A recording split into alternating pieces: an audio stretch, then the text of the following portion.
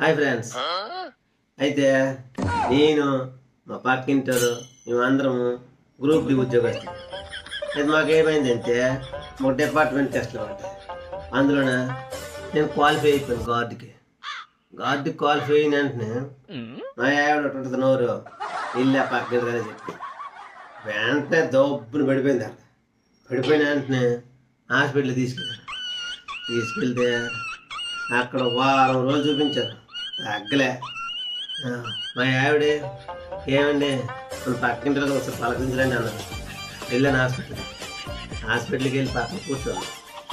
ఎంత నీరసం ఉందే, పైకి లేచి ఏమి వెంకటనాయుడు ఎక్కడ జాయిన్ అవుతున్నా పోస్టింగ్, నాకు ఇంకేం పోస్టింగ్, నా మెడికల్లో నన్ను నెట్టారని చెప్పి అనేసి తక్కన లేచింది.